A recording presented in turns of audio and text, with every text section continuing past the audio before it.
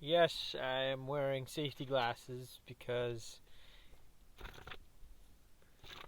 being an entrepreneur has twists and surprises. And, anyways, I'm gonna read page a page from Building a Team, Chapter 4: Making the Final Decision.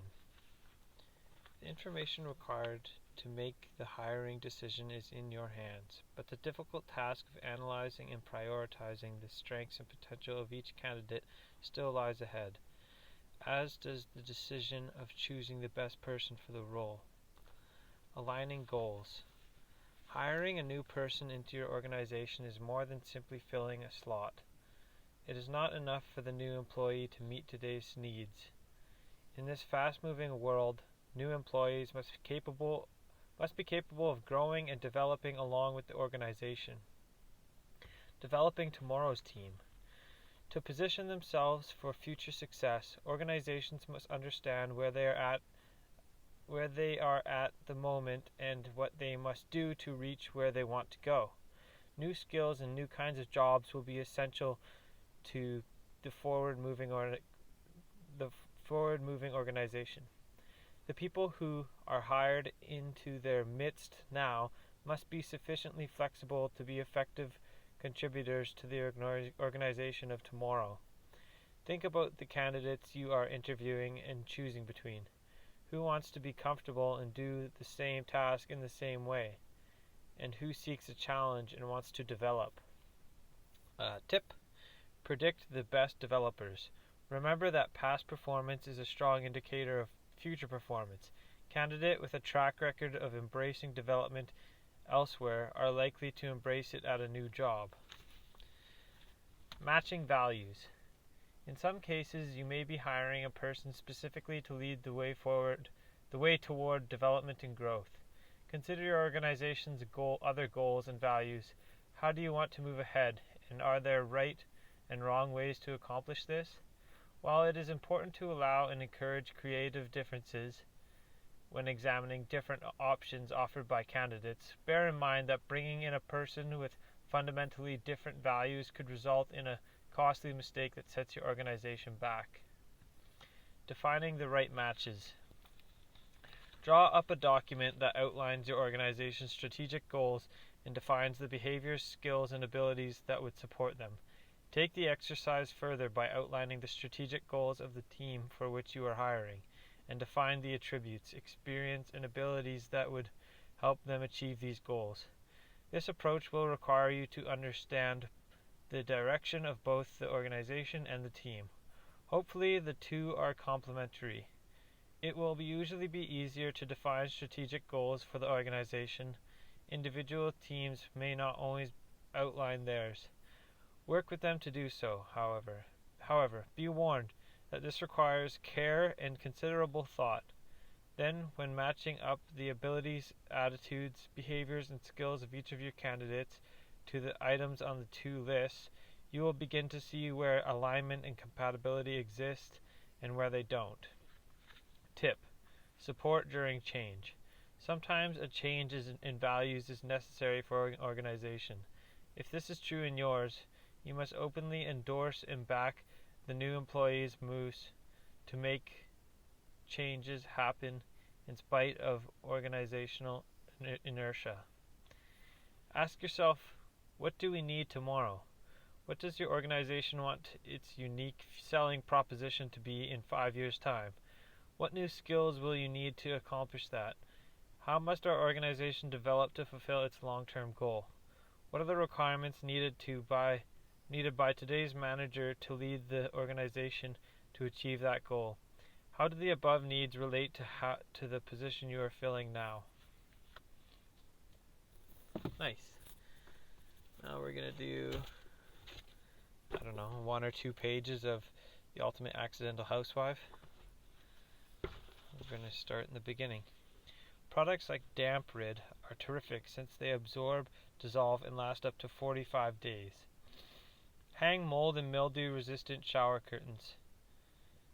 Be sure that they they're also machine washable. Go Bear. Forget carpeting and replace with flooring. For more on this, go to Homeschooling, the bare facts on bathroom flooring. Giving M&M the brush off. Painting your bathroom walls is a terrific way to limit mold and mildew buildup, and you don't have to be Michelangelo to do it with ease if you follow these 2 simple steps. If minimal sanding is required, you can use one of your jumbo heavy-duty emery boards. If this isn't enough or your walls require you to also scrape and spackle, please seek guidance from your local paint or home improvement store experts.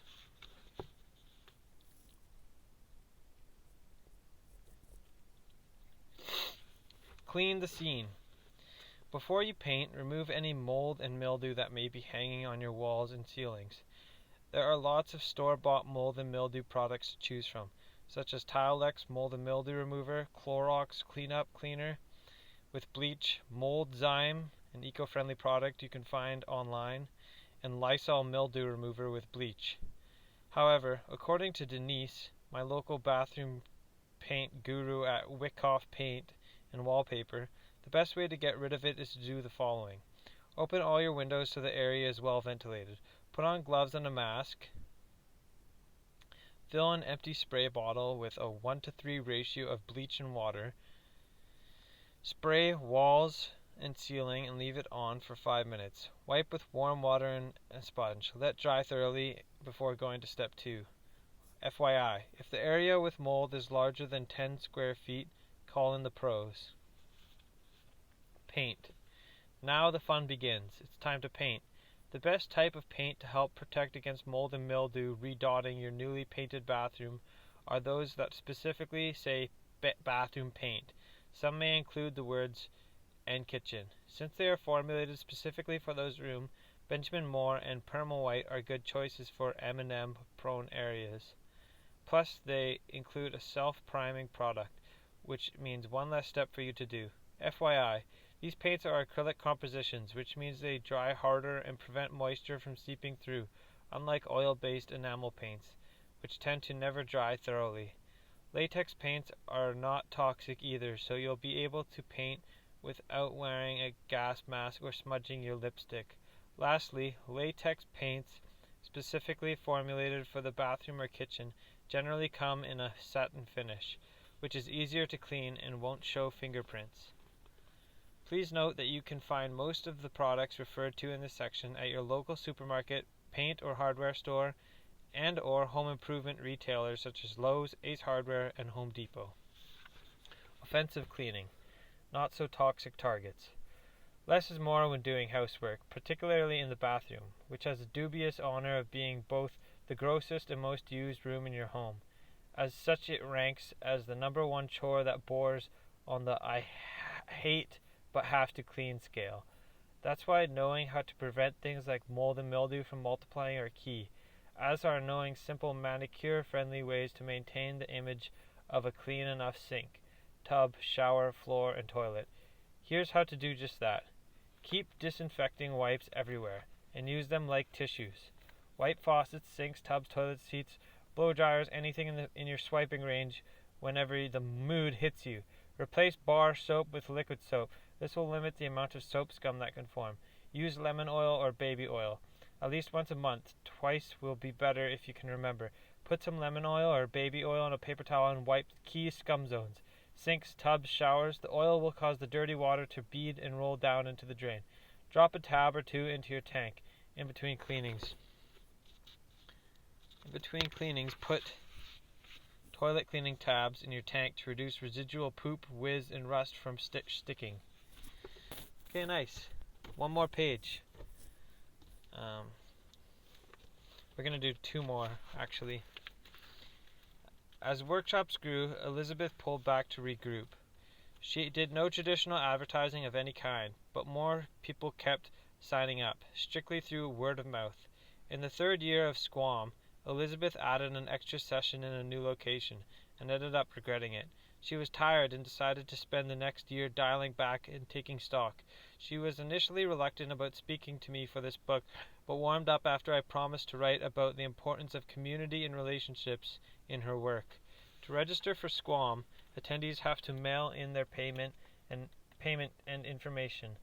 This old-school system is one way that Elizabeth maintains a close connection with her tribe. She also carefully assigns people to specific cottages to ensure that newcomers are welcomed and plays whack-a-mole in delicately preventing cliques from forming. Invitations to take the SQUAM show on the road have arrived from the United Kingdom, Australia, and a dozen cities in North America. She always declines. I'm not a business person, she says. I just do what feels right, and it keeps getting more interesting. Elizabeth isn't against capitalism, but she wants to be sure that growth of her business happens in a way that is comfortable for her. Midway through one of our phone calls, she likened her business model to the Amish, talking about a time when she visited a New England farmer's market. Self-reliance is a core value in most Amish communities. Nearly everyone participates in commerce one way or another, but there is very little actual salesmanship. The molasses cookies and apple strudel sell themselves. Even for high-ticket items, prices are non-negotiable. Take it or leave it. Elizabeth began the workshops as a personal project that grew into sustainable business. I never set out to build something more than a structured encounter with friends, she says. 5 years later, managing SQUAM and making sure it grows in the right way is Elizabeth's full-time work. After the initial success, at least 8 different workshops offering similar retreats sprang up elsewhere, many of which were founded by previous attendees who sought to replicate the event in their own way. It didn't matter, though. The original SQUAM was the experience you just had to have for yourself. What is hustling? This chapter is all about hustling, or how to get the word out about a project. What does hustling mean? There are a few ways to look at it, but I like the approach in this poster by Joey Roth. Okay, so at the top of the scale it says talk, at the bottom it says work. A charlatan, it's an upside down pyramid, so all talk, little work. A martyr is right side up pyramid, so little talk, all work. And hustler is equal parts, it's a rectangle, equal parts talk and equal parts work. The distinction between the 3 icons represents the difference and likely success or lack of success of a person or business hoping to promote something for sale. Okay. Thanks for tuning in.